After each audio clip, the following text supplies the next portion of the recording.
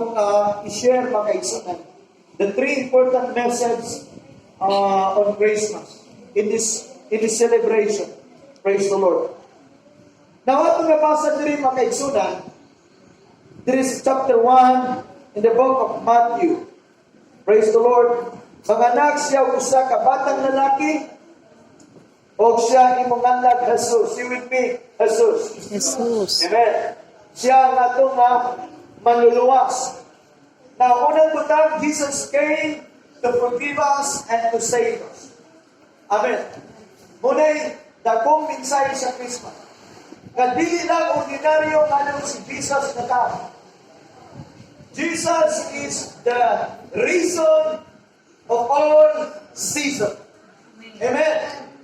Si Jesus niali aron sa pagpasaylo o pagluwas kanato tanan. Nganlan sa Jesus kay siya mao ang puluwas sa iyang katawhan. Amen. Kita nahimong katawhan sa Ginoo. Tungkol kay mituo ta siyang bugtong anak na si Jesus. As the Bible said, that those who believe Jesus Christ became Abraham's seed and heirs according to the promise. So nahimong ang spiritual Jews. Although dili ta directly na descendant ni Jesus, but because we believe Him, apan tungod kay mituo niya nahimong ang kaliwas ni Abraham. Amen. Amen. O tungod niya na ang pag-ani ni Jesus dire aron nga kitang tanan makabaton niining dako nga paglaom sa kaluwasan. Atong palakpakan si Jesus. Praise the Lord. Now si Jesus niani aron sa pagluwas kanato. Amen. Praise the Lord. Jesus Christ is the main attraction for Christmas. Si Jesus ang aktor karong Christmas. Si Jesus siya ang modelo, siya ang perfect na, siya ang tanan. Amen. Siya ang rason, siya ang attraction sa Christmas na celebration. Bisan pag ang imong birthday na tunog of December, apan ang pinaka-rason sa celebration nato, mao gayud si Jesus. Amen.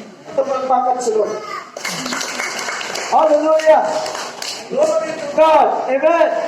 Now, si Jesus kanya aron sa paghatag na nato o kaluwasan. Now, si Jesus pagkaigsunan, how do you remember, sa book of Matthew chapter 2, verse 11 to 25, na during the time sa diya na tao na si Jesus, dunay tulo ka malamong tao.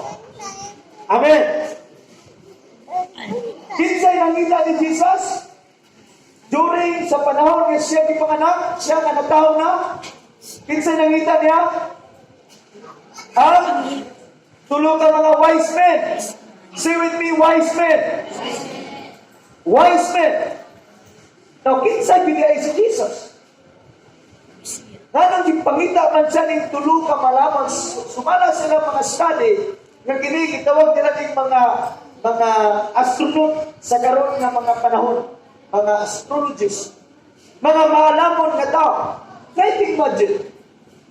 Unsa din nga bata? Diyos. Dios. Ubed, ubed. Amen. Tignan abay. So on. Pag maalamon. Amen. Ang tinuod ka taong maalamon, mangita kayo kay Jesus. Kaya tulong katawang ilado sa ilang probinsya, sa ilang nasod.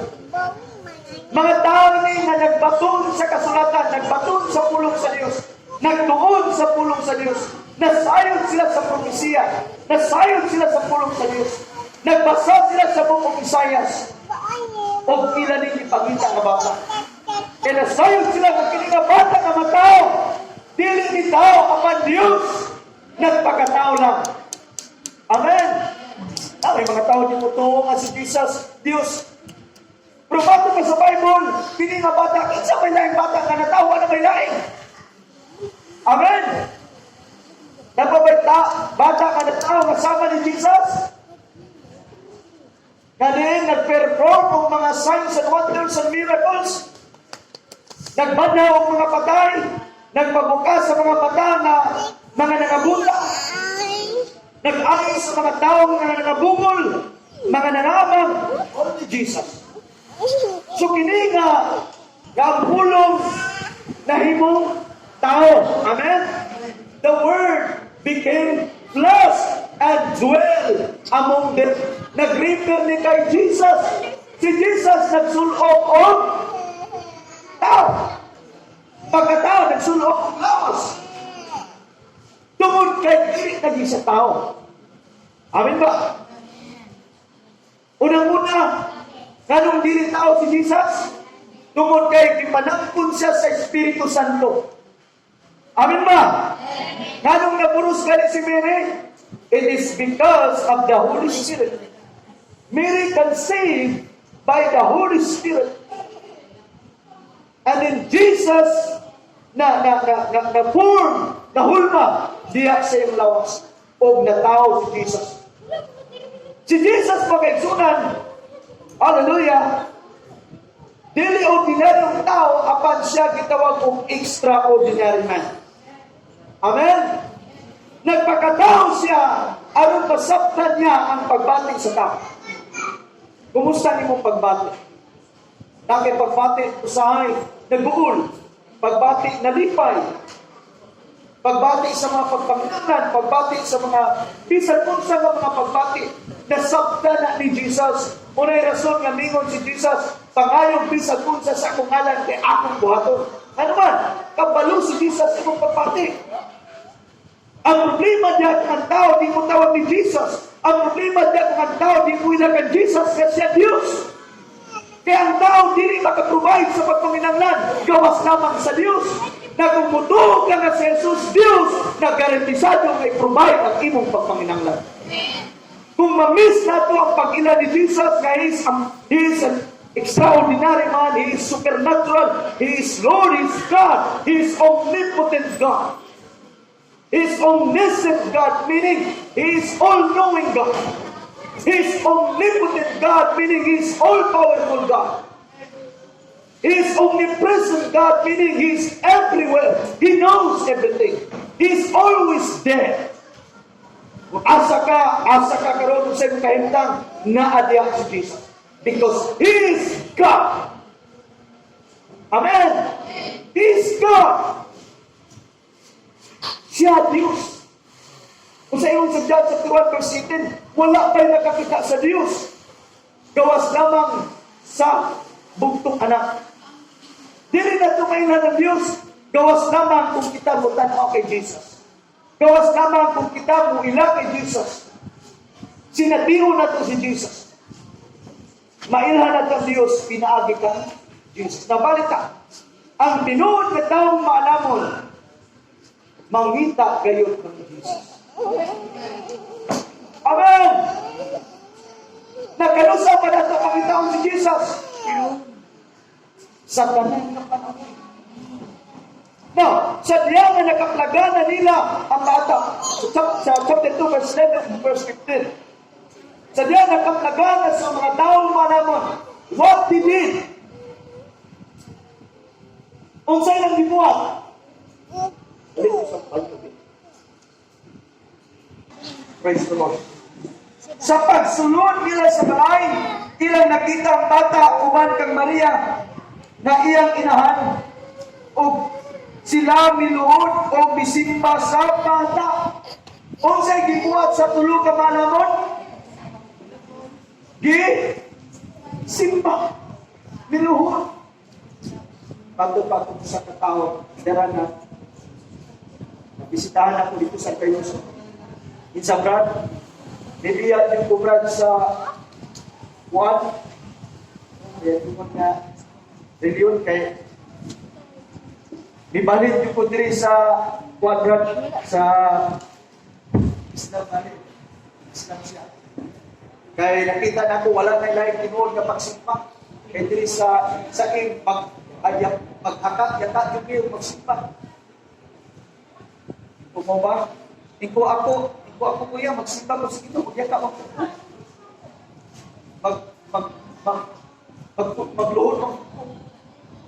Tungod kaya ko nahuna na ang magsimba tungod kay na sa ilang mga gitawag ko kusupre nila, pagyaka, mao na ang tanan. Di ba ang pagsimba sa Ginoo naani sa individual na pagpili. It's our own choice. Amen? Kung ganahan ka luhod, wala man din kahit kung sa pulin kung simbahan. Wala man tayo gibawalan nga luhod ka, bagdungon ka, iluhod, bawal na. Naana na to. Amen? Ako, nato sa kumpalay, pag-pray ko ito, magyaka mo ba akong pulos. Ako pinaidudod niya si Victor. Sa ila, pag magsimba sila, magkitog ana, una-una, you can even do it. It's up to your position. Because the Bible says, God looks at the heart. Amen? Ginanaw si Ginoo ito kasi pinsa pag nagyaka-yaka ka niya, lutuhod ka niya, o niya, ako siya ipaminaw, ikasampin ro. Pag kapila ka muluhod niya, hindi ka kabalo mo pasayro. O ito pag-uli na mo, kung ako yan, hindi ba po mo-open of prayer. Absent siya paniban. Sa mga space na naman, simba ko na mo. Pero yung asawa kay willing mo po, mas maayon, mas doon. O ito nag-prayer mo. O bidyoan na isang apo. Grabing kalipay isang apo. Kaya ever since, di na tumampo. Unawa itong pag-ampo. Hindi na sa mga bunag yun. Di na tumampo. Kaya ununa niya, kita mo yung kulto. Kaya ununa nila, kita mo yung tulay kayo. Di, puro na kayo dito, grabe. Ikaw nga kini, appointed tayo kini sa Ginoo na nakasiyento nila. Sabi nga, nagsuntihan naman sila, ganina naman po. O may response sila sa atong mga friend. O gibidyoan sa ako, grabe kipaya sa ako, padala niya siyang papa. Kaya wala, dito mudawat yung Bible study sa ila, dito mudawat sa ampo. Doon tayo. Hallelujah! Now, kung saan ito mo makaigsunan, miluhod o bisibas sa bata o sa naukpa na nila ang ilang mga bati, ilang galaran, siya o mga gasa, bulawan o insinso o mira, o sa nahi, mangnuan na sila pinagi sa dagko sa dili pagbalik ang Herodes, nibalik sila agdo sa laing dalan, ngadto sa ilang kaugalingong yuta. Wow! O sa nakalakaw na ang mga mago o magi, dahil usa ka anghel sa Ginoo nga ipakita ka mo si pinagi sa dagko, mingon, bangon dadang bata, grabe kamatay ng mahitabo. Tungod kay si Herodes magkaigsunan, dunay jealousy siya ang kasing-kasing sa diya na nasaktan niya matod sa mga magi na mataw na ang Mesiyas, mataw na ang bata na mao ang manluluwas. O sa diya na tagaan ng warning sa Ginoo, ang Diyos mismo nagsulti sa mga magi na ayaw mong balik ang Herodes. So meaning magkaigsunan, kung magkaplagana itong si Jesus, na ay mga intervention sa itong kinabuhi, bisa pagkonsentrado sa yawa, ang Diyos mo'y monitor nimo. Ang Diyos mo'y mo-escape nimo. Ang Diyos mo'y mo-escape nimo. Ang Diyos mo'y mo-safety nimo. Amen.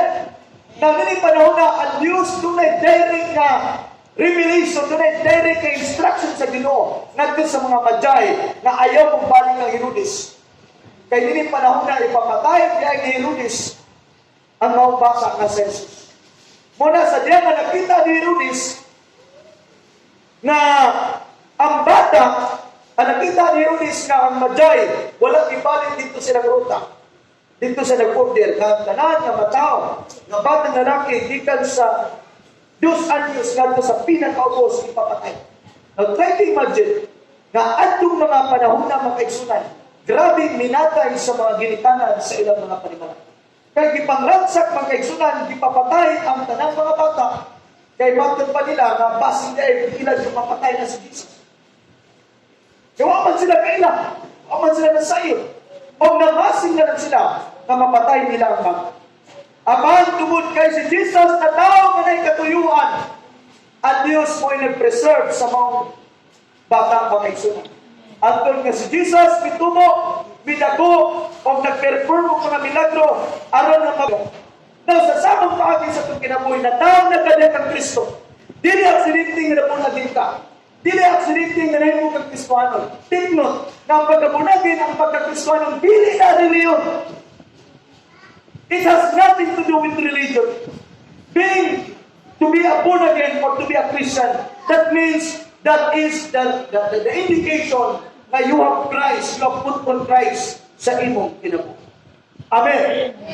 Walay labot nga na ang imong denomination. Now, nini panahon na nahitabo mag-igsunan, nagpalat sila o mga precious na mga halal. Now, nakaplagan na natin si Jesus. Unsa ba'y pinaka-precious na butang sa imong kinabuhi na imong nahalad sa Ginoo? Wala man kay pulawan, wala man kay mira, wala man kay frankincense. Unsa ang pinaka-precious nimo nga pwede nimo mahalad sa Ginoo? Utanan yung abay. Igsoon, unsa imong pinaka-precious na butang na imong pwede mahalad sa Ginoo? Kinabuhi. Napangutana. Kung moingon ka ng akong kinabuhi. That's right. Nahalad ka ba ng imong kinabuhi sa Ginoo? Amen. Yes, God. Imo naman yun ang natugyan sa Ginoo. Imo naman ang nasurindian sa Ginoo imong kinabuhi. Kung may kaghalad sa Ginoo, ang pinaka-the best, sakto na mamayon ka ang imong kinabuhi. Ang pangutana karon, imo ba yung nahatag imong kinabuhi sa Ginoo? Narinig ang panahon na ang wise men, naghalad sila pagkaigsunan. O labihan ka mga precious, mahalon nga mga butang.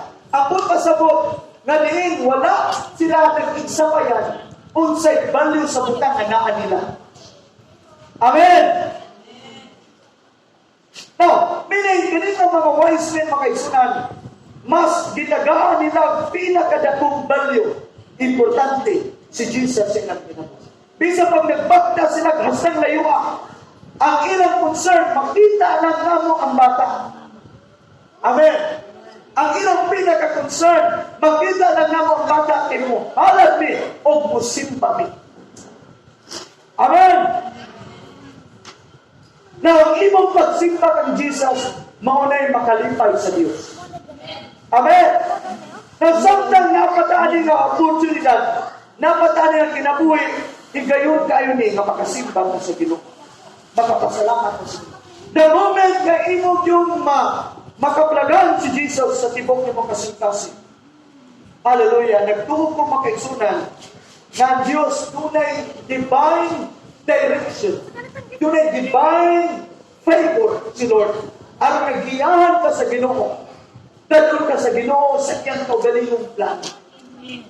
Dili na plano sa tao, plano sa Diyos. Kung saan ito mo sa mga wise men, at Diyos naghatag specific instruction, asa sila mo akin.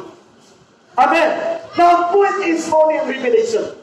Kung si Jesus nakaplaganan mo sa kinasingkasin na yun, kung naghalat na ka, kung nagsimba na ka, I tell you, hiyahan ka sa Ginoo sa iyang kaugalingong plano. Ganoon ka sa Ginoo sa iyang kaugalingong plano. O gusto ang Diyos, naging pagkamatun ka sa kinabuhi, sumala siyang kabututon. Lipayon ka sa Ginoo, giyahan ka sa Ginoo, gamitin ka sa Ginoo, panananginan ka sa Ginoo, tulpunan ka sa Ginoo sa iyong plano sa iyong Ginoo. For I know the plan I have for you, declares the Lord, a plan to prosper, not to harm you, plans to give you hope and a good future. Na may labo sa mga wise men, gigiyahan sila sa Ginoo. Ano man?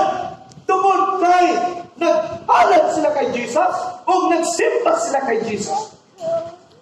Sa samang paagi sa pagkinabuhi, nakaplagan naman natin si Jesus. Amen. Nakaplagan naman natin si Jesus. Amen. Amen.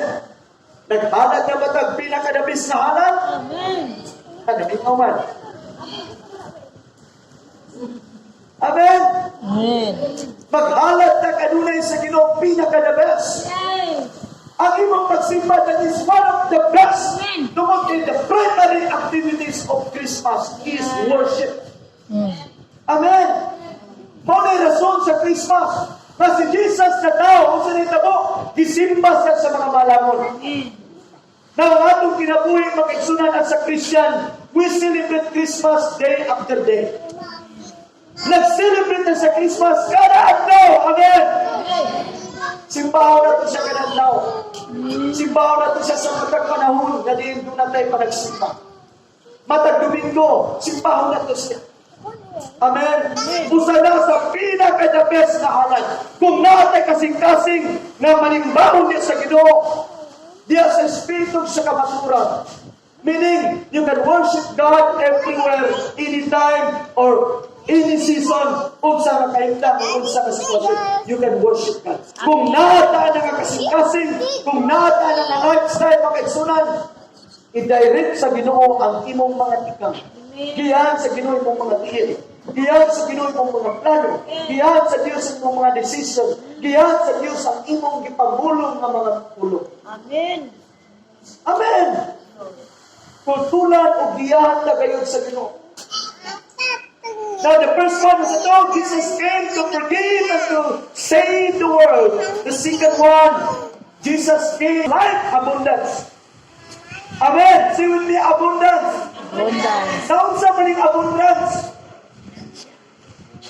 How do you understand abundance? Unsa man ang abundance siya?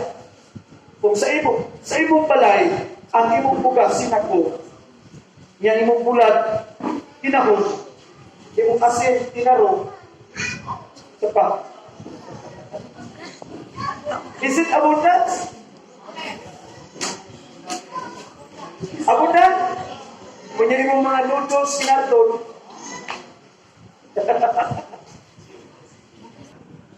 paglapakan sila. Now, mingo ng Bible, may pagkama na imo nang natunan, imo nang nabasa, imo nang na-absorb. Nga mingo ng Bible, anyone who received Him, meaning who received Jesus, he shall be given the right to be the child of God. Now, anak ka sa Diyos. Amen. Now, unsa? Amen. Kaya sa Diyos, himuon kang milyonaryo sunod bulan. Pero nakita man yun sa Ginoo. Ako ito, Hindi ko nila din. ang milyonaryo ka sa bulan, kung nakita ka. Pero ayaw ka doon!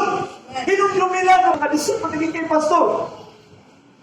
Ayaw mo na ang kalisod, mo na nga anak ka sa Diyos. Amen! Nagmatter na sa itong una-una, sa kondisyon, sa tumay. Kaya kung magunulat ka nga, pahitan niyo, anak mo na ako sa Ginoo.